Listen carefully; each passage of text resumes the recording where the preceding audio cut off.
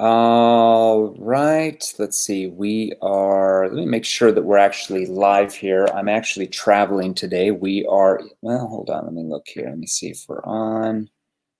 Veronica, don't worry, it's okay. It's okay, everybody sees you. All right, yes, we are live here. So we are live here.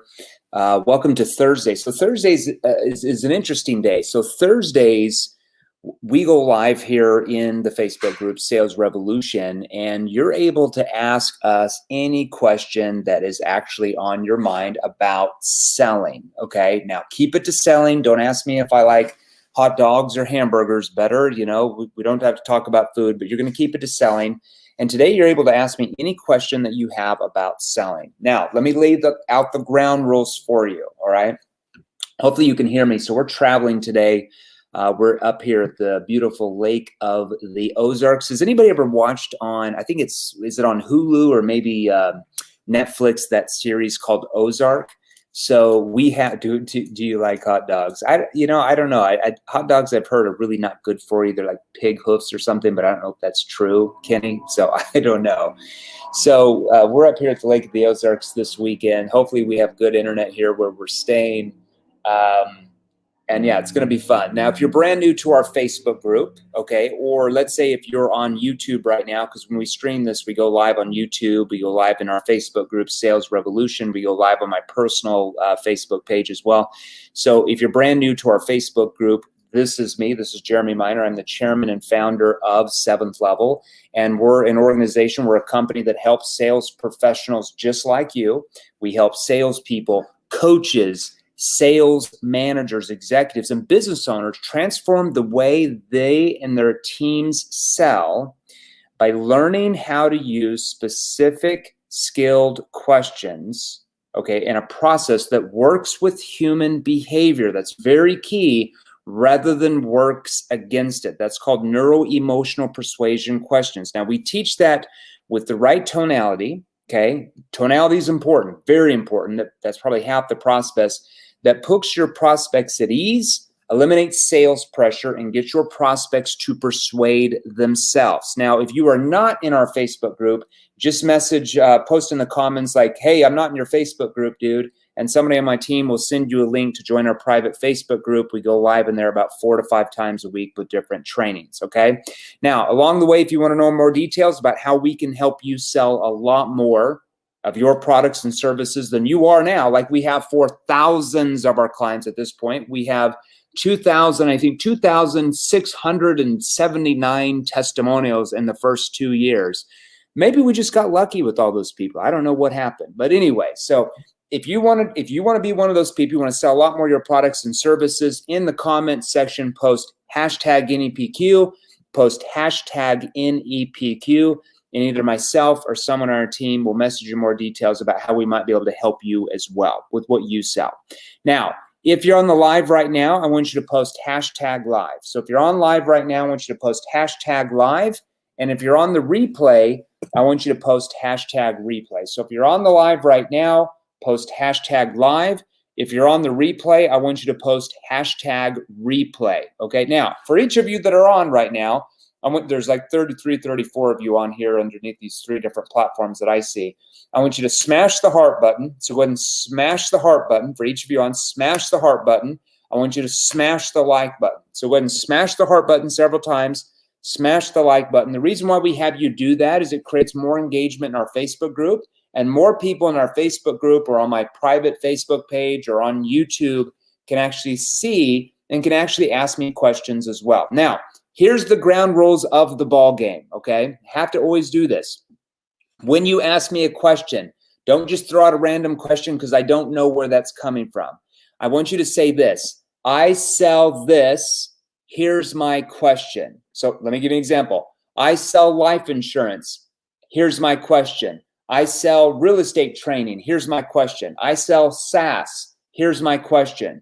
I sell cars, here's my question. I sell cybersecurity, here's my question. So whatever you sell, just say, I sell this, here's my question. So let's go ahead and jump in here real quick. James Cheatham has the first question. Working as a setter for a real estate coach system, how far should I go into the NEPQ process as a starter? Yeah, James, so with the coaching space, like with the high ticket space, because we train a lot of companies in that space as well. We're about to train clients and community, all their salespeople as well. So very familiar. We train a lot of people in our Inner Circle program that sell real estate training and coaching. We train, geez, I know that thing like the back of my hand. So with what you do, James, you're going to go to the end of problem awareness. If you've helped them, you're going to stop at the end of problem awareness and transition to book the next call for the person you're giving them to. However, if you get to the end of the problem awareness section, James, and you still have not able to really pull out any problems from them, you're going to keep going through and go through your solution awareness questions and maybe a consequence question, and then transition and book that next appointment. So most of the time, 8 out of 10 times, you're going to go all the way to the end of the problem awareness stage. James, I'm assuming that you're in our NEPQ 3.0 training, so you know that. But if not, you're going to go through the end of the problem awareness stage, and then you're going to book that next call. If you still haven't helped them find the problem, they just can't find it themselves from your questioning, you're then going to go ask some solution awareness questions that will usually pull it out, and then maybe a consequence question, and then you're going to book that next call. James, I hope that helped you as well. Valerie, different background today, feeling funky. Yeah, so I'm at the Lake of the Ozarks today. So we have a lake place here at Lake of the Ozarks as well. So I'm not in my office. So we actually sold that house, and we're in the transition of buying another lake house. And in between the next like 35, 40 days, if we come up to the lake, which is about an hour from where we live, we're just getting VRBO. So I'm in like this condo. It's a 6-bedroom penthouse. It's pretty cool. It's right there on the lake. So you got the nice lake background there, Valerie. So anyways, here we are, Lake of the Ozarks. You'll have to come over here sometime and check it out. All right. Let's see. Who's got the next question? I'm just scrolling through here. Got a bunch of you on here today. The 52, 55 of you on here between YouTube and my Facebook group. All right, Nicole Weber. Hey, Nicole, how's it going? I haven't seen you on here before. I sell network marketing and health and wellness products. That's a great industry. I was in that industry for about 4 years. If you Google my name, I was ranked number 44th or 45th in the entire world in direct sales for that 4-year period. I made close to $3 million a year in commission. So I know a lot about your space as well. My question is, what do you suggest for cold calling, basically to my warm market, but through Facebook Messenger? Well, first of all, Nicole, cold calling is to people who have no idea who you are, okay? If you're talking to your warm market, that's not cold calling at all, okay? Cold calling is like taking a name out of a phone book, if we still have phone books in these days, and like randomly calling that person, and you've never heard of them, they've never heard of you. That's a cold call. Or let's say if you jump on LinkedIn and you send a message to some random person, that would be more like a cold message. If you're messaging your warm market, that's completely different. You can approach them a little bit differently. Nicole, I don't know if you're in our NEPQ 3.0 training, but we go through all of that in there. Okay, exactly what to ask when you're cold calling or when you're calling in your warm market for any industry, and that includes your space as well. So hopefully you're in our training because we teach you all of that. But my question is, what do you suggest for cold calling? Basically, well, what do I suggest is get the training. So you got to get the training to learn these skills, because you know what's happening right now to your business. If you don't know these skills, well, you're not recruiting a lot of people, and you're not selling a lot of products. So you're probably not making a lot of money, right? That can all be fixed. Just getting the training. We teach you all that. I'll try to give you a little bit here because I love your question, but it's very broad. I mean, I could be on here for 17 hours training you exactly what to do step by step. So you basically sell 9 out of 10 people you warm message or you talk to, which would probably make you a little bit more money in that business. So with those people, you want to focus on what they're doing. So their main problems, Nicole, that you solve for your space is people want to make more money and people want to have more time with their family. So they want to make more money and they want to have more time with their family. Okay. So your products and services, your business opportunity solves that, right? It gives them more time. It gives them more money. So you don't want to focus on your solution. You don't want to start off talking about health and products. You want to message them about what they're doing for a living now. So, hey, Jane, if I'm on a call, it's a little bit different than if I'm in Messenger. So let's say if I'm on a call and you're doing that for network marketing, and I might remember a conversation that I had with, let's say, my friend Jill that I haven't talked to in maybe a couple months. And I might call and chit chat and say, hey, remind me again, because I recently came across something that might be a possible interest, but I can't remember. What did you say? I think are you still doing nursing? Oh, that's right. How long have you actually been doing that type of work for? That would be your first couple of situation questions. Interesting. And then you're going to go into your problem awareness section where you're like, so I was just curious, like the job that you have now, because the job that you have now, do you like what you're doing for a living? Now they're either going to say, yes, I do, or no, I don't, or they're going to be like, well, I mean, I do, and they're going to be in the middle and hem and haw. If they say, I do, that's completely fine. You're going to say, oh, what do you like about it? What do you enjoy? I was just thinking about it. Oh, I like this. I like that. So help me understand. I mean, because I know we were talking about this a while ago. I mean, to me, it sounds like things are going fairly well for you. I mean, is there anything you would change about what you're doing if you could? And every time you say that, like 99% of the time, they're going to be like, well, I mean, yeah, if I could make more money, I would love it. Or if I could have more time because I would have to work so much. Hold on. What do you mean by they're having you work so much? Okay, and you're going through a dialogue process. Now, Nicole, you have to learn that skill if you want to be successful with anything you sell, but especially in your industry. You have to learn how to ask connecting questions that take the focus off you and puts it on them. Situation questions, okay, that finds out their present situation. Problem awareness questions that help them find out what their problems are, the root cause of the problem, and how the problem's affecting them. Okay, if you can't do that, you just don't make many sales. And that's in any industry, especially yours as well. Most people I find in your industry start talking about their solution and their products and services within the first couple of minutes. And then what happens? Oh, I don't like that. Or, oh, I think that's a scam. Or, oh, you know, I'm not interested in that. Or we don't have any money for that. But then 2 minutes before they said they don't like their job. Why is that? It's human nature to react that way if they feel like you're trying to push or sell them something. Does that make sense? So when you start talking about your solution or your products or your services too early in the conversation, without asking the right questions at the right time to help them see what problems they really have and how those problems are affecting them. If you can't do that, if you haven't learned the skills to do that, you just jump in your solutions, you're just dead in the water. 95% of the people will reject you, throw out objections. Let me think about it. I need to talk to my spouse.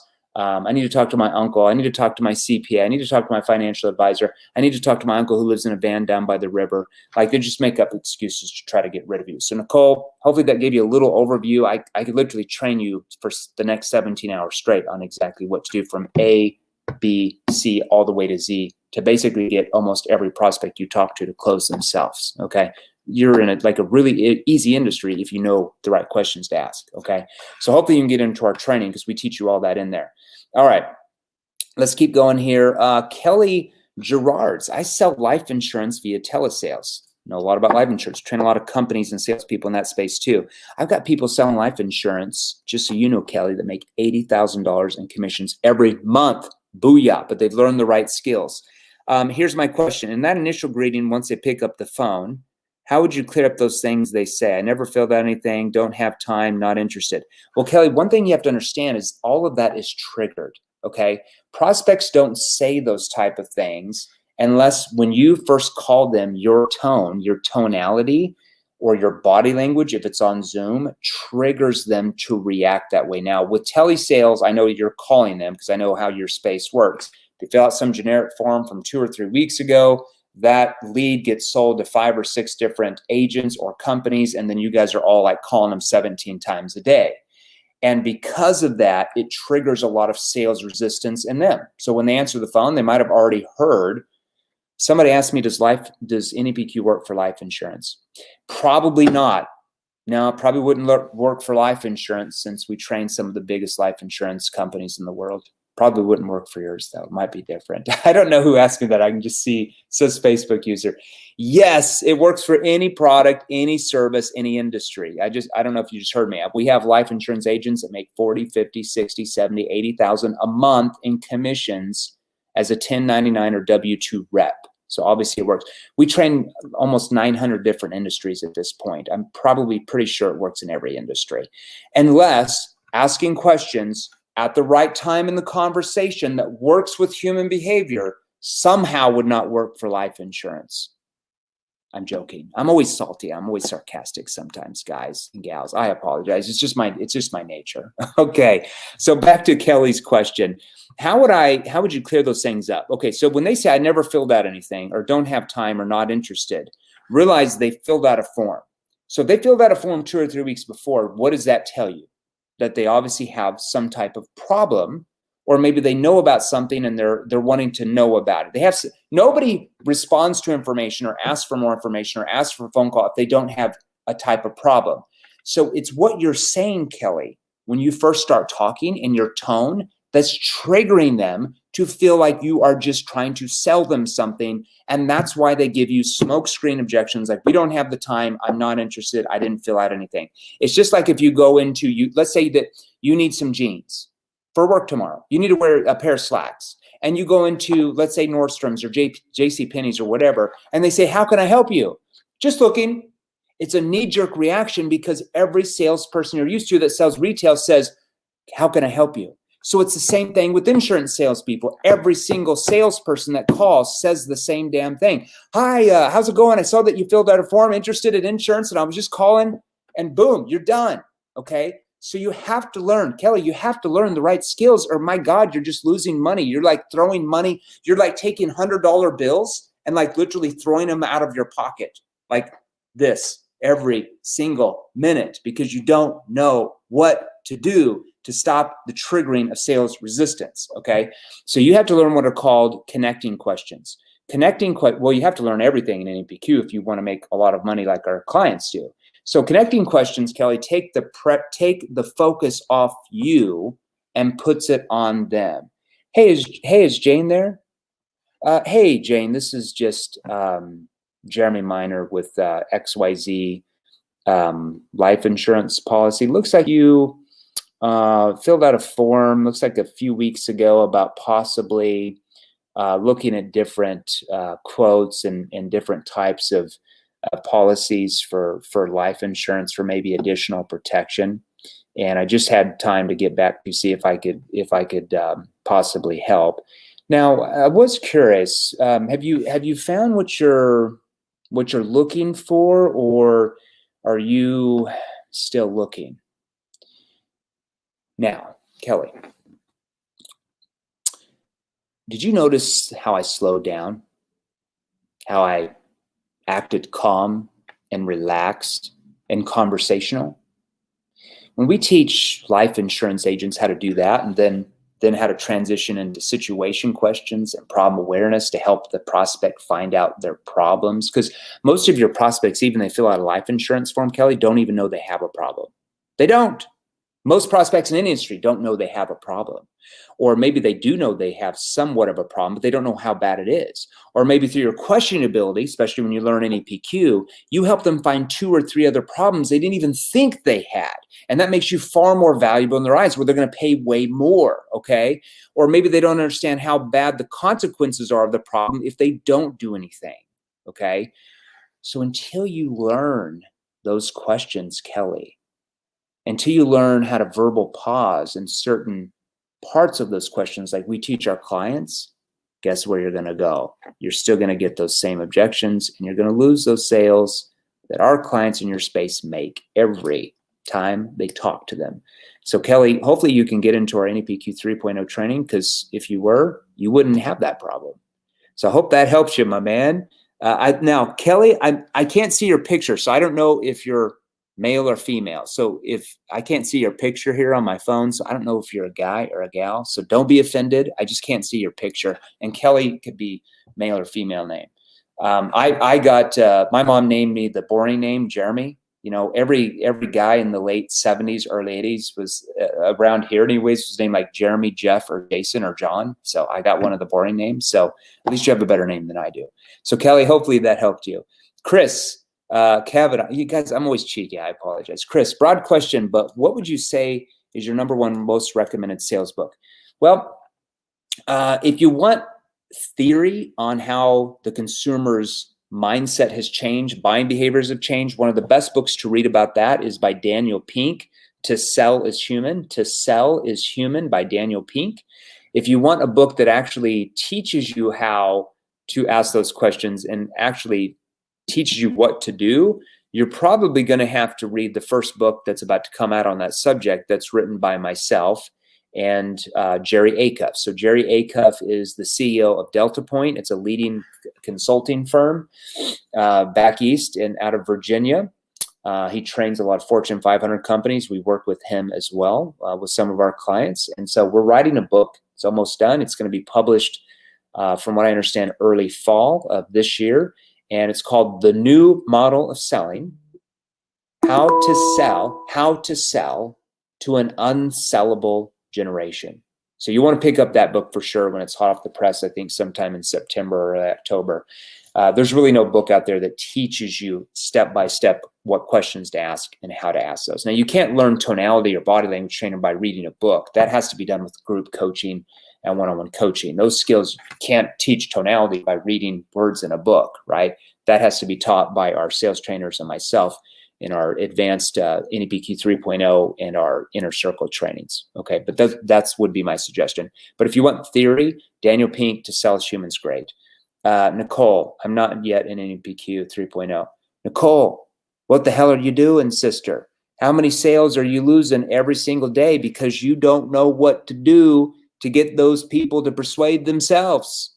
That can all change tomorrow. So you have to decide. This is always the path. This is the path everybody has to decide.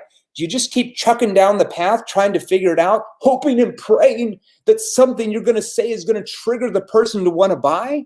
Do you want to keep going down that path of frustration and losing money? Or do you want to come over here and know exactly what to ask and what to say at every part of the sales process and conversation that leads the prospect to sell themselves? And now you make a lot of money and you get to help a lot of people. I mean, there's only two paths you can go down. You just have to choose which path. I mean, it's just a choice, right? So Nicole, my suggestion, if you want to make a lot of money and help a lot of people, you probably want to learn those skills. Otherwise, how's anything going to be different 30 days from now? You know what I mean by that? All right, let's slap you around, Nicole. Get in here. Good Lord. Golly, we have people in your space that make $150,000 a month in commissions, that when they started here made $5,000 a month or $2,000 a month. It can be you too. You just got to learn the right skills. Okay, Lewis, I'm in digital marketing and SaaS. What is a good ratio for dial to meeting on a cold call? Well, Lewis, it depends on your skill level.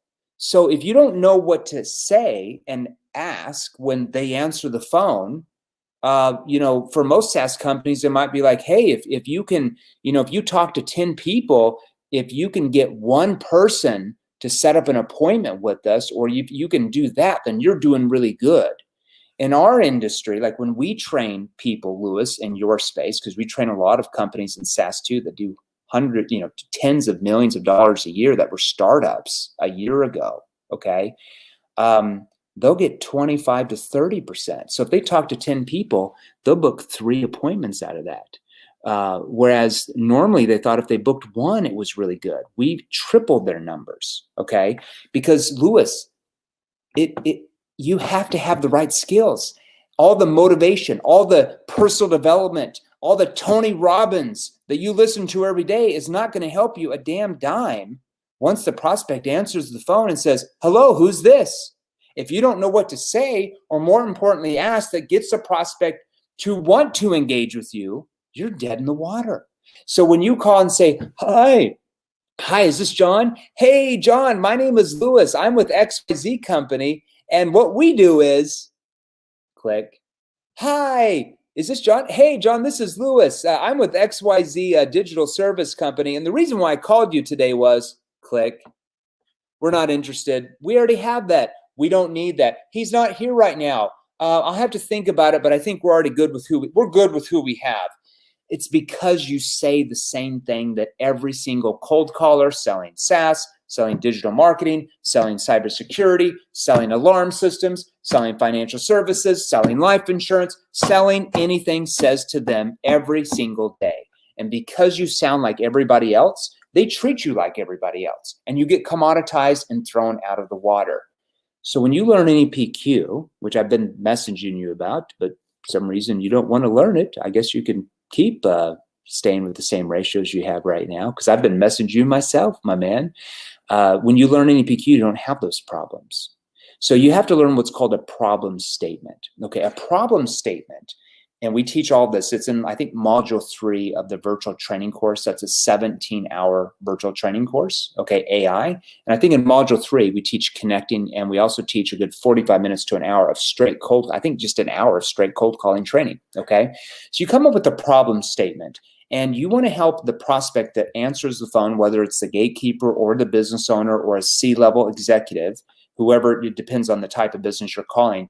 You want to identify 1 or 2 problems that they would know about, okay?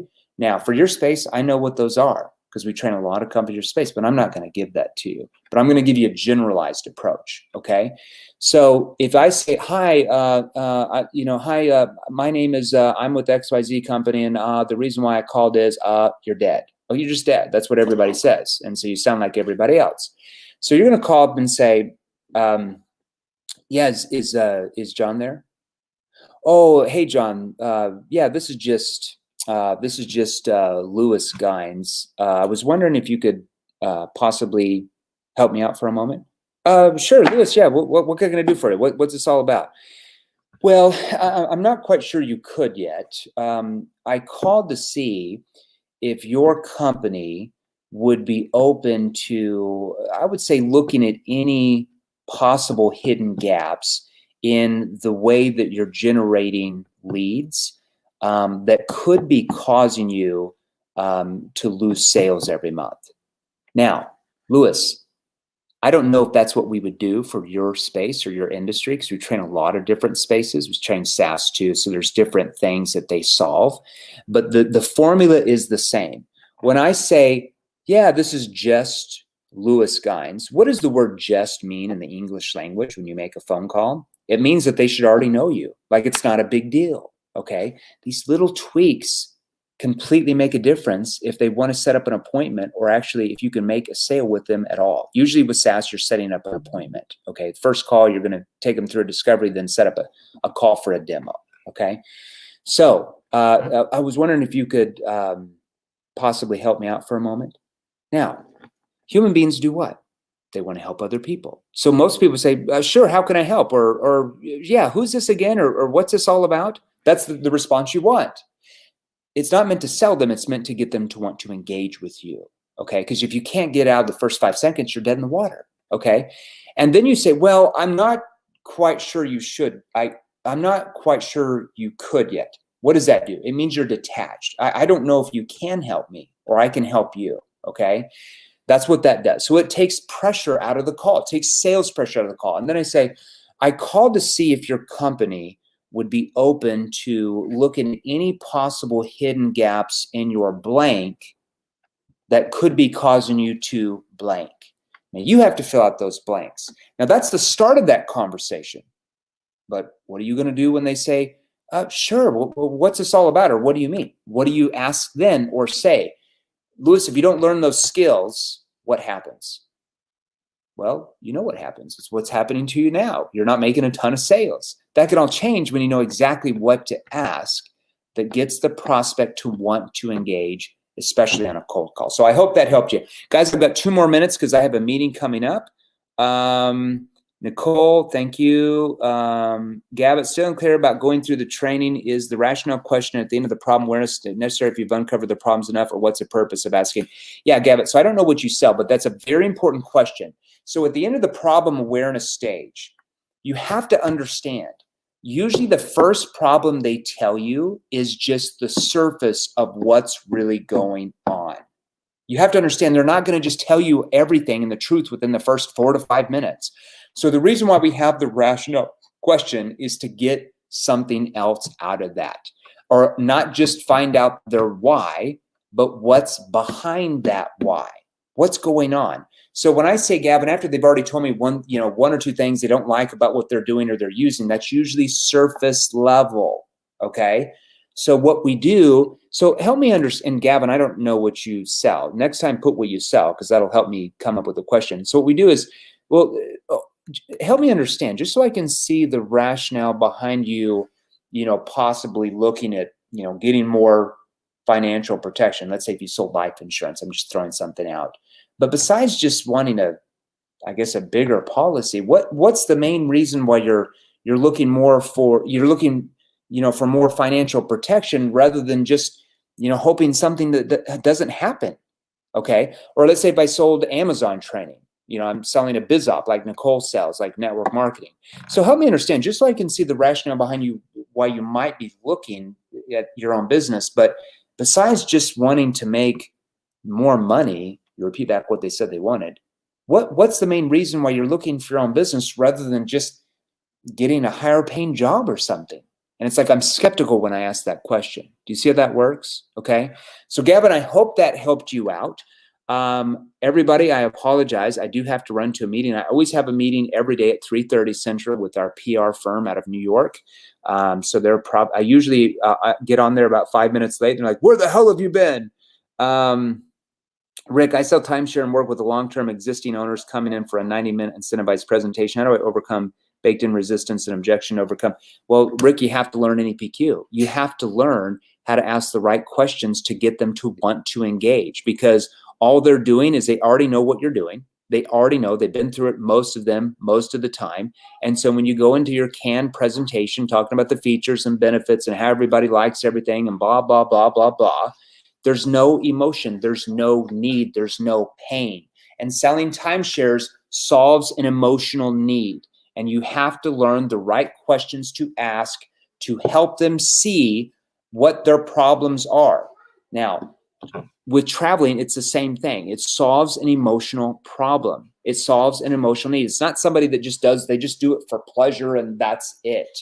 There's some type of why behind somebody wanting to travel. Maybe they want to show other people around them, their family and friends, that they're successful. Maybe as a kid, their parents were so poor and they never got to travel. There's always an emotional need. And if you don't know the right questions to ask, you can't help them find that emotional need. And that's why you get a lot of objections at the end. Let me think it over. We don't want to be pressured. I think we're going to look around a little bit more. Those are triggered because you didn't know how to bring out their emotions and pain and relive reasons why they travel in the first place, like what's behind their why. So hopefully you can get into our NEPQ training because we teach all of that in there in our 17 virtual hour training course and our live and recorded sessions every week we do in our groups. That's why we have almost 3,000 testimonials in the first 2 years. And we have, just so you know, Rick, I have people in your industry that make well over 100,000 every month, that when they started in this training, we're making $5 to $8 grand a month, sometimes 10, sometimes 12. Now they make 40, 50, 70, 80, 100,000 a month selling timeshares down in Mexico.